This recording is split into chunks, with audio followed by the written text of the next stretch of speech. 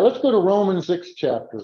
Romans 6, kind of treacherous to get out here, and kind of noticing that it's kind of like, well, what are my lessons about here this morning and stuff that we're looking here in Romans the 6th chapter and in verse 4, or let's go to verse 1 of Romans 6. Romans 6 verse 1. He says, what do we say then? Shall we continue in sin that grace may abound? Certainly not. How shall we who have died to sin live any longer in it? Or do you not know that as many of us as were baptized into Christ Jesus were baptized into his death? Therefore we were buried with him through baptism into death, that just as Christ was raised from the dead by the glory of the Father, even so we also should walk in newness of life. In our spiritual walk, after you've been baptized, you've obeyed the gospel, you still gotta do that spiritual walk here. It's similar to the Israelites when they passed through the sea there. You go to 1 Corinthians 10, and it talks about how our walk here, kind of the walk that they had to do, is kind of a little metaphor for what we have to do. We were baptized for the remission of sins to escape the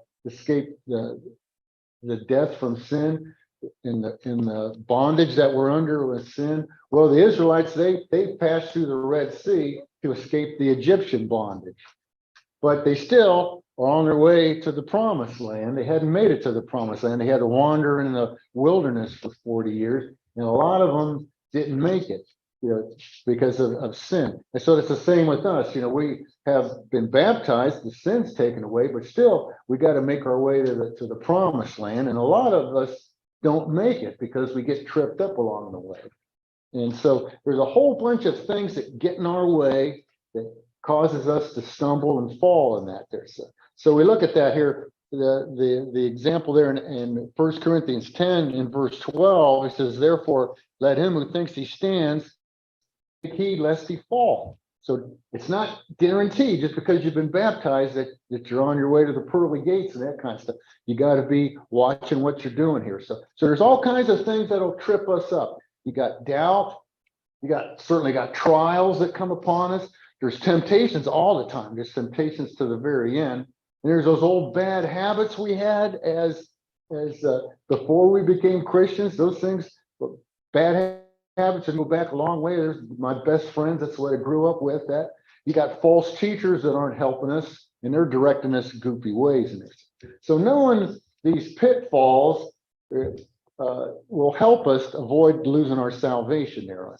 And I think so. I just want to talk about one here today. It's like how you deal with difficult people, because those folks will trip you up badly and cause you to lose your salvation. I mean, you've got those people everywhere. You got them at home. You got them at work. You got people that you just meet day to day. And you even have people in your congregations a lot of times that are there. They're difficult people to work with, and they can cause you all kinds of stress and that. And in the world just contains all kinds of difficult people. That's what the world has to offer us. And there's people, this not only causes them stress, they literally get sick from the people that they're dealing with. The stress level gets so bad, they're actually coming down with problems. It's the health problems in there. So, and then of course, it's like me, always the question is like, why are these people here?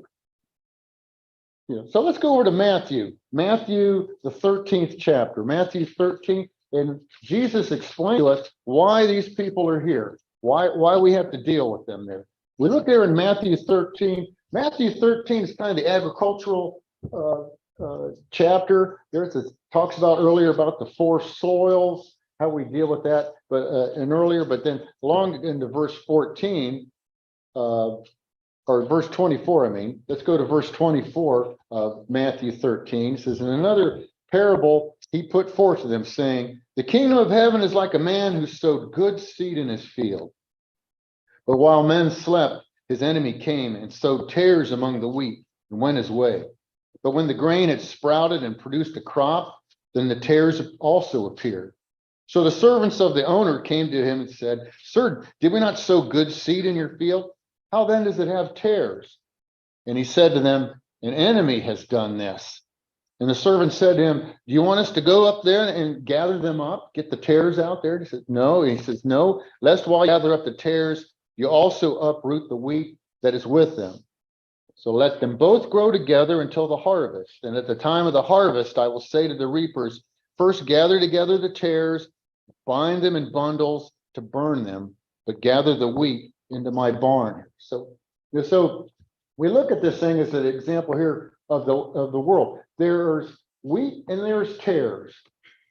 And we would really like it if the Lord would just get rid of all of the evil people in the world, all the people that cause you trouble and grief and stuff. I don't know, maybe you guys have prayed that at times. Just get rid of all these.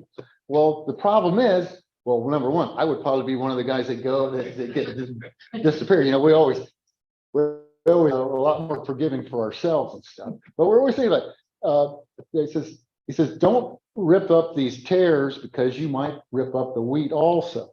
Well, understanding that, have you ever heard of people that were at the beginning of their lives kind of tares? They were weeds, they were causing all kinds of trouble. And then what happened? Along the line here, they decide this worldly life is not going to work for me. And I'm going to follow what the Lord tells me to do. I've made a decision on that. So I heard a one commentator talk about, we really like to live in the middle of things, but we don't know where the middle is. So one way to do that is to go to the edge, find out where the edge is that you're going to drop off. Once you see that, okay, now I know where the middle is, and I'm going to go in the middle and follow that. That's goofy kind of thinking, but some people do that. But we have certain people in prison, people on death row decide, hey, I'm going to follow what Jesus is.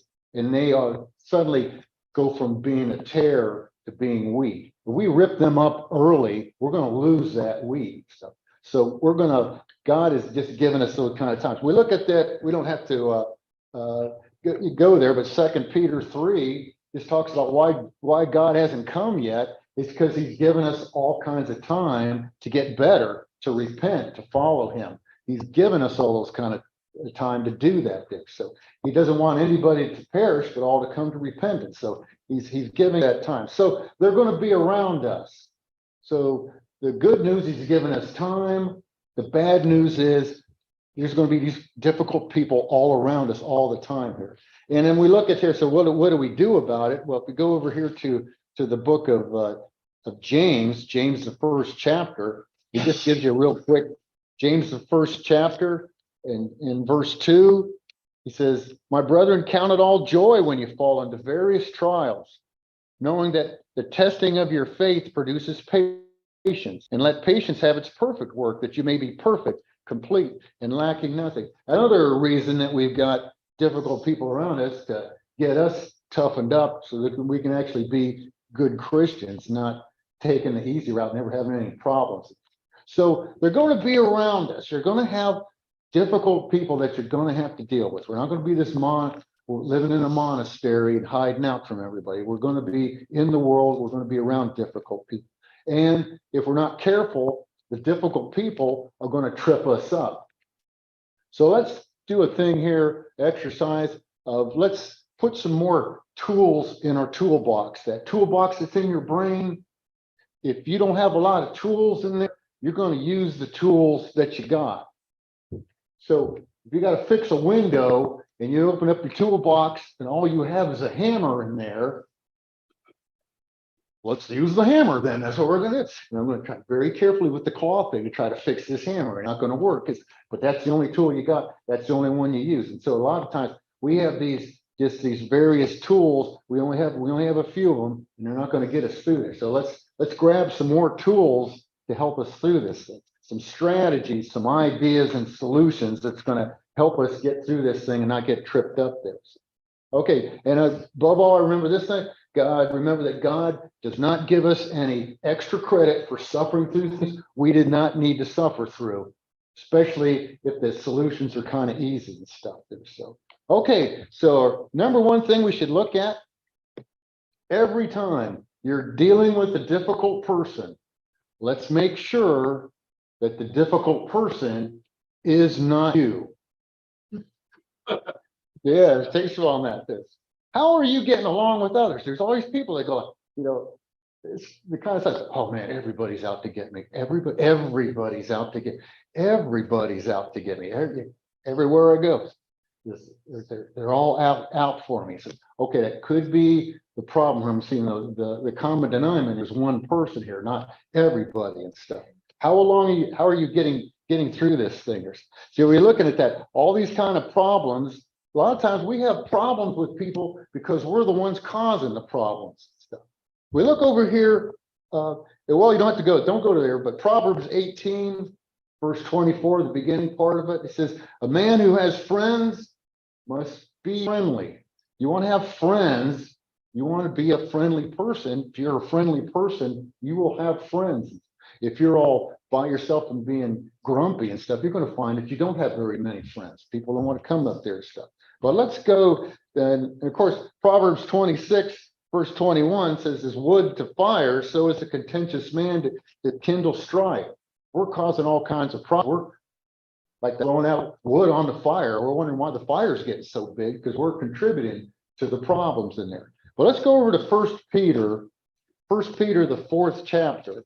And Peter's given us a thing about, having patience and count it all joys when you're being persecuted here. We're looking at First Peter, the 4th chapter, and verse 12. He says, beloved, do not think it strange concerning the fiery trial which is to try you, as though some strange things happen to you. So not anybody special. You're going to have these kind of problems, these trials and stuff. But rejoice, verse 13, in the extent that you partake in Christ's sufferings, that when his glory is revealed, you may also be glad with exceeding joy. He told us that. Jesus told us that, you're not any better than me. If I'm being persecuted, you're going to be persecuted. Stuff. You're going to have troubles. If you are reproached for the name of Christ, blessed are you, for the spirit of the glory of God rests upon you. On their part, he is blasphemed, but on your part, he is glorified. But then look here in verse 15. But let none of you suffer as a murderer, a thief, an evildoer, or as a busybody in other people's matters. Yet if anyone suffers as a Christian, let him not be ashamed, but let him glorify God in this manner. So 2 ways you can suffer. One is by following Jesus, and you're being that light. People hate light, and you're just doing what the Lord wants you to do. That gets people's nerves, and they might attack you. The other way is that you're out there causing all kinds of trouble, being not maybe known as or murderers and that. But we look at that thing, suffering as a thief or an evildoer or a busybody, causing those troubles. Sometimes you get those folks, you're getting a lifetime achievement award from people when you think they're overreacting to, because that's the way you've done it there. And I got a feeling that Peter here is not giving us an exhaustive list of problems. So busybody is ranked right up there with murder. You're going to suffer for that. So he's saying there's probably a lot.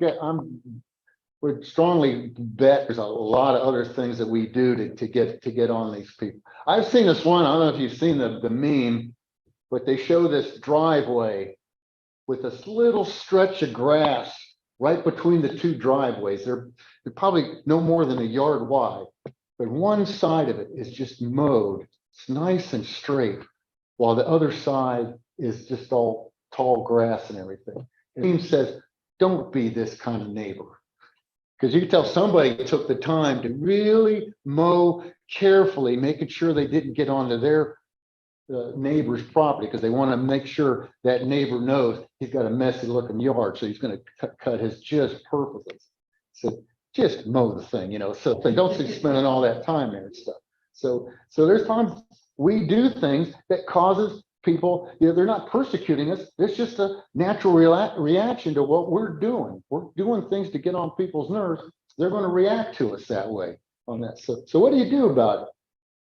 Well, we go over to Matthew 5, in the Sermon on the Mount. Jesus is a real quick way of solving this problem here and stuff. He says, He says there in verse 11, he says, blessed are you when they revile and persecute you and say all kinds of evil against you falsely for my sake. Rejoice and be exceedingly glad, for great is your reward in heaven. So they persecuted the prophets that were before you. Again, two ways to be persecuted. One is because you're doing what the Lord wants you to do. But then we look down here in verse 21. He says, you have heard it said of old, you shall not murder, and whoever murders will be in danger of the judgment. But I say that whoever is angry with his brother without cause shall be in danger of the judgment. And whoever says to his brother, Raka, shall be in danger of the council. And whoever says, you fool, shall be in danger of hellfire. Therefore, if you bring your gift to the altar and remember that your brother has something against you, leave your gift there before the altar and go your way. First, be reconciled to your brother, and then come and offer your gift. Agree with your adversary quickly while you are on the way with him, lest your adversary deliver you to the judge, and the judge hand you over to the officer, and you be thrown into the prison. So what prevents us? We got to apologize and make things right, and live our lives the way we're supposed to. But pride gets in our way. That's what 1 John 2 says. That's what the world is. The world's made up of the pride of the lust of the eyes, the lust of the flesh, and the pride of life, and those things throw us off here. So realizing that you're being selfish, that you're doing things wrong. We do expect people to give us a big old pass, and that's probably the big problem too. He says, but we do things that get on people's nerves, and we have to be aware of that and be constantly aware of it, that we're going to apologize for it there. So Romans 13 just talks about owing no man anything. Don't be causing problems where you've got to be apologizing to people for. We look there in Romans 13 and in verse 8, it says, owe no one anything except to love one another. For he who loves another has fulfilled the law. For the commandments, you shall not commit adultery, you shall not murder, you shall not steal, you shall not bear false witness, you shall not covet. And if there's any other commandment, all are summed up in this saying, namely, you shall love your neighbor as yourself. Love does no harm to a neighbor, therefore, love is the fulfillment of the law. So we're doing these things, we're instead of trying to get on people's nerves, the other ways we're looking at how the other person, how can I help these persons and have love for them, looking at their interests. Or that's what Philippians 2 is about, looking at everybody else. At verses 3 and 4 is just treating others as more important than yourself, treating their interests more important. I'm interested in that. So being careful of how I treat other people. And that's going to drop the stress level down and how we're dealing with difficult people. So don't be the cause of the problems there.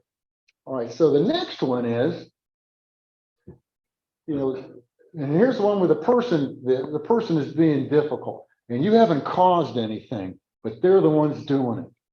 So the question has to come up there. You have to say, how important is this? Because there's a lot of us, it's always important. It's big in things.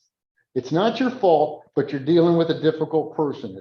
So this is where this James first chapter patience comes into, dealing with that thing.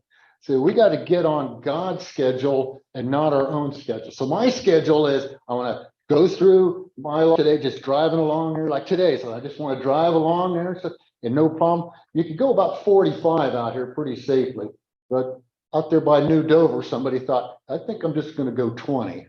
And I would pass him, but there were 6 cars behind him already. So I just like, no, I'm not gonna do that. And then so he started going like, okay, what's that guy doing? That guy's purposely got out here on this road just to get in my way, didn't I? So how important is it? So I'm pretty sure you guys are not going to throw stones at me. Mick's late. Let's take him outside and stone him to death. And it wasn't going to happen. I was going to get here. So I always had to work on this kind of stuff. But I said, okay, understanding what this person's going through there. So how important is it? What is going to mess me up? Is it really that much of a deal? It's not worth getting in trouble with. There's a reason God has thrown this person into your path. And realize that there's a reason this person's here. So he maybe he's put them there so that I can help them. Maybe he's put them there so I can be understanding and stuff. So how important is the person, again, this one, is the person trying to be difficult? We always look at that. My example, I'm thinking, right, that person's attempting to just get on my nerves. When that person has no idea, they're just like, I am scared to death on this road, and I just don't want to wreck this car. So I'm trying to analyze where this person's motivation. You have to realize there's people come from all sorts of backgrounds, some really bad backgrounds. And they've learned these different social skills to get them through life, in different languages and different dresses, different customs. And we have to be on guard about that as Christians. What is this person's motivation for doing this? There's a guy I know, every noun begins with an F-bomb. And you go to talk to him, he just cusses. He just cusses and cusses, and you're just there. And sometimes I go like, hey, there are other words you can use here.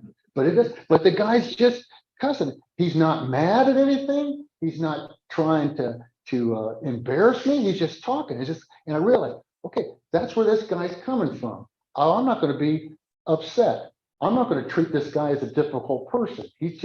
That's just this language. He probably doesn't even know what that word means anymore. He just uses it all the time. So we come in contact.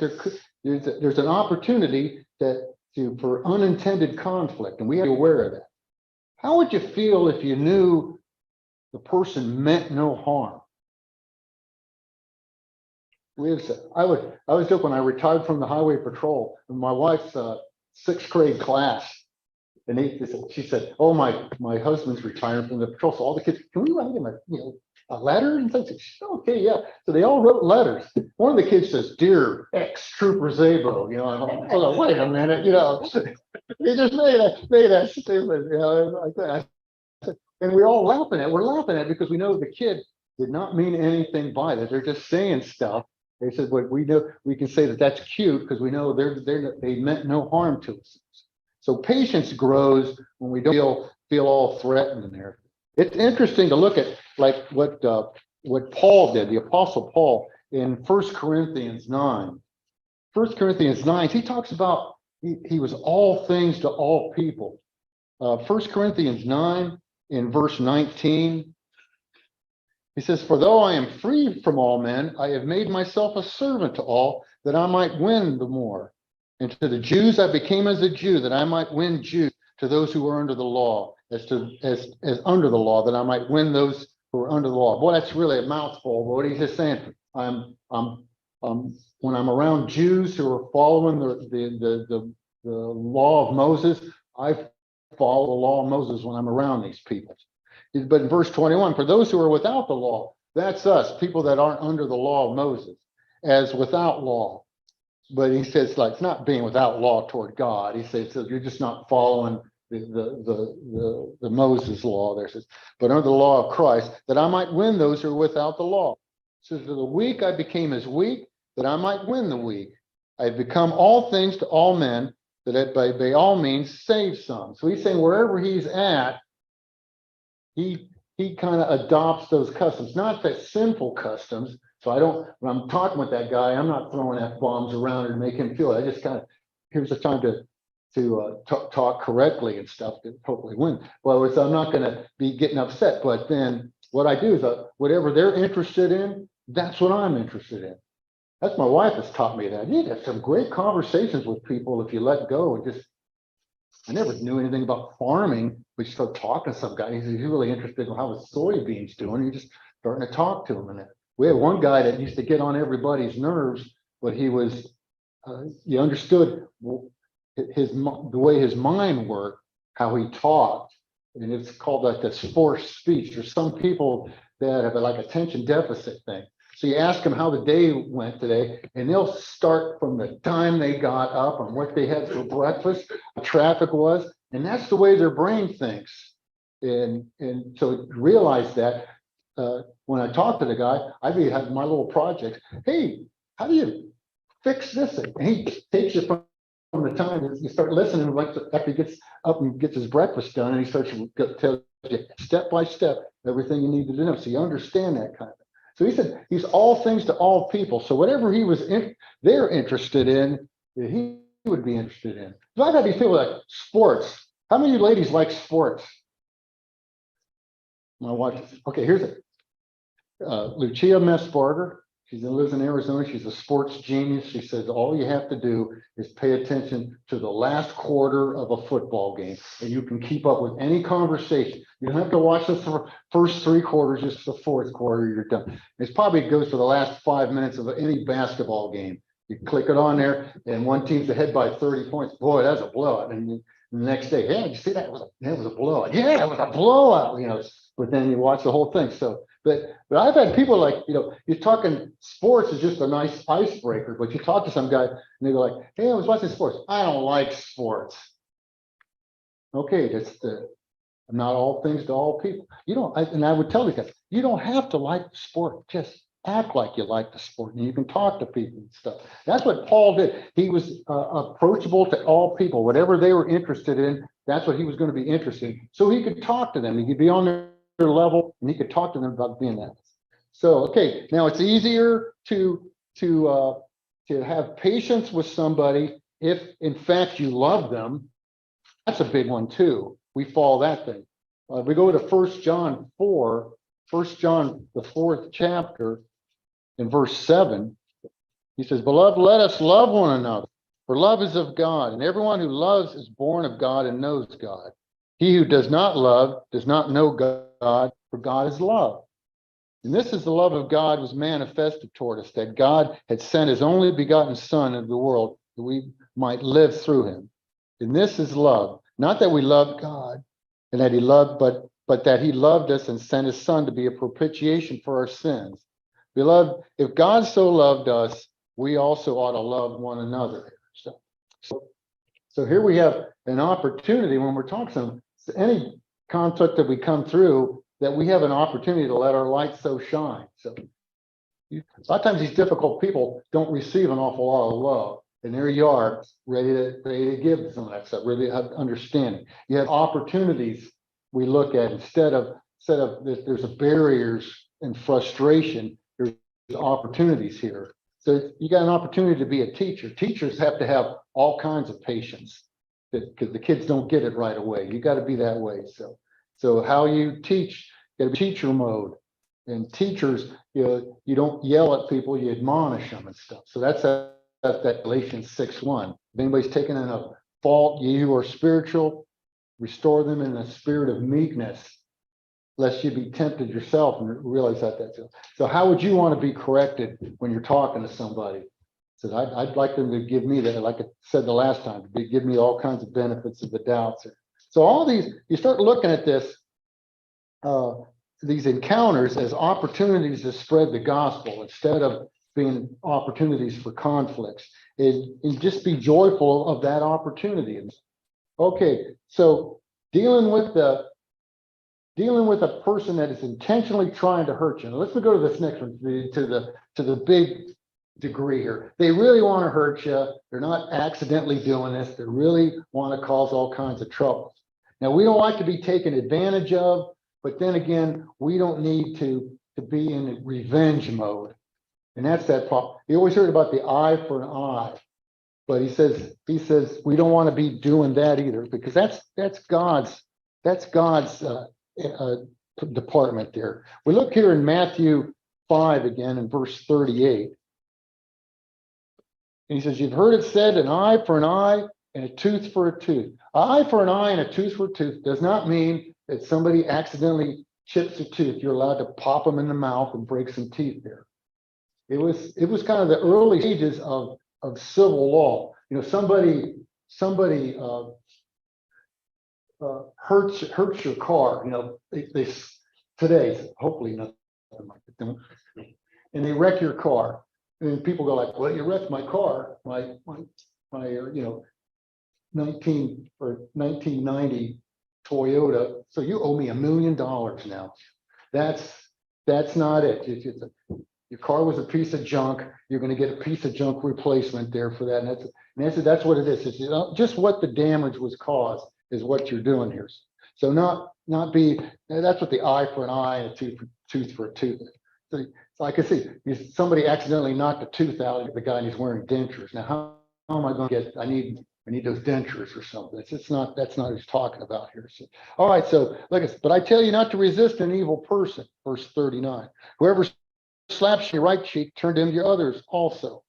Everyone wants to sue you and take away your tunic, let him have your cloak also. And whoever compels you to go 1 mile, go with him 2. Give him who asks you, and from him who wants to borrow from you, do not turn away. So he says, and in verse 44, we can go down, says, I say to you, love your enemies, bless those that curse you, do good to those who hate you, and pray for those who spitefully use you and persecute you. Now, we don't want to be taken advantage of, and we don't want to be the punching bag of these people. Let them go ahead and keep doing this. He says, but he's saying like the vengeance is mine. And that's what Romans 12:19, Paul's telling them. Vengeance is the Lord's. So you're driving down the road and somebody's cutting you off. Well, first line is maybe the guy's trying to get to the hospital. We've got some wife's in labor, something like that. And I give them an excuse. Then if I say, well, if he's really trying to do this kind of stuff, because one of the things you have in traffic, people do that kind of stuff, tailgate and cut you off. And this, what they're saying psychologically is what I am doing, where I am going, way more important than what you're doing. So let me get through here. So my last one is like, well, I hope the guy doesn't meet up with somebody that is just like him, because there's going to be a big problem there and stuff. So, and that's usually those things that have happened. I've had people trying to hurt me, and then you just leave it to God and be surprised how fast this problem gets solved there and stuff. So on that, so we don't have to be a milquetoast. We don't have to be the punching bag, but we have to be understanding. Sometimes there's nothing that you can do about it. So it's up to God to handle these kind of things in there. So that's where he talks about that, not lashing out. At 1 Peter 2, verse 23, talks about Jesus as though he was reviled. He reviled not. If anybody had opportunity or deserved to be able to revile somebody, that was Jesus, and yet he doesn't do that. So Proverbs 15:1, a soft answer turns away wrath. That doesn't mean that you talk in a nice tone like I talk to my dog. Dogs don't understand English. So they said, dogs, oh, you are such a sweet dog. You just bless you real hard. Dog just wagging his tail. He's happy. You can't say that to people. This doesn't mean just speaking in soft tones. He says, so here is this. Just don't be throwing wood on the fire here and stuff. All right, so here is the thing. It's called being assertive, not aggressive. Being assertive, not aggressive. Here's an example, is the grocery carts. Boy, they should have police officers at grocery stores. They could write tickets for illegal parking and blocking traffic. But you turn the corner, so I learned this from my wife. You turn the corner and there's somebody there, got their cart right in the middle. And they're looking. So before I would stop, they don't see me. Come on, I gotta get, what's going on here? Man, it happens all the time. My wife just pulls you, hi, excuse me, can I get by? Oh, sure, yeah, fine. What you do? Wait a minute. And all of a sudden she's best friends with these people in about 30. I can't let her talk much because we can't get through the aisles. We have that ice cream melt so many times. Going to the grocery, get your ice cream last when you're shopping with Karen, because it's gonna melt because she's gonna talk to everybody. But isn't that yourself being assertive, not aggressive? Hey, I need to get through here. That's not yelling and screaming at somebody. Just say, hey, excuse me, how you doing? And getting through there. So like, you're looking at that thing. Like Colossians 3:18 says, wives, submit to your husbands. Boy, now that could be a big problem. Being assertive, not aggressive. So it doesn't mean that that you're supposed to get abused by your husband or that kind of stuff. But he says, being assertive just means hey, you get your chance to talk, you get the chance to say. I'll tell you, one of the scariest things that you can say to your husband is this: well, we'll just do it the way you want it. And I said, okay, hold up here. I gotta see this thing. Let's examine this. But aggressive, we're thinking aggressive is fighting. Aggressive here with your husband is whining or pouting or throwing a fit or the silent treatment. That's being aggressive. So we're looking assertive, not aggressive. You say these kind of things. So, maybe even being assertive with somebody higher up, or you got somebody mistreating you at work. Hey, that thing's opened up to you. Let's go talk to an upper boss. And if that's not working, then patience time there and stuff. Okay, sometimes if you've got the behavior continues, you just got to withdraw yourself away. I call that winning the battles but losing the war. So they don't want to have me around. I can back out of this thing and be done. Okay, so sometimes they're just going to just get away with the behavior. There's nothing you can do about it. You got to choose your battles. The Lord decide that stuff there. So he says, okay, so make sure you use the weapons that God has given us. Putting up that shield of faith when things are going wrong. You're dealing with somebody. God knows what you're going through. God wants you to experience this for some reason and grow from it. So you believe that God is taking care of us. If you don't, God's taking care of you, then you're going to be upset about when things happen. When I have somebody cutting me off, I'm just going like, I do this. Somebody cuts me off, I just pat my car. I say, I am so thankful that I've got a car. I do not have to walk to work, and this car is working. I said, see you later. I will be fine. I'm going to lose 3 minutes of time or 1 minute or 10 seconds of time. That's fine. So the Lord's taking care of us. Praying about it, be anxious for nothing is what Philippians 4, Paul tells them, to be anxious for nothing, but pray about these things so the peace of God comes over us. And realize you won't be tempted above what you're able. 1 Corinthians 10, if I'm having explosions and stuff, getting mad at people, okay, something's wrong there. I've made mistakes in there. And I've had a couple of those times where I call them New York disagreements with people on things, and you started yelling at them. I felt really stupid after I got it done there. So on this. But let's go over to Romans 12 here, kind of a conclusion here, summation of our lesson here. And Paul here gives these Romans how they should deal with difficult people. We're looking in Romans, the 12th chapter, and starting off in verse 9. It says, let love be without hypocrisy. Abhor what is evil. Cling to what is good. So we're not going to do that stuff of being mean to people just because they've been mean to us. That's not the way to handle the thing to get it done.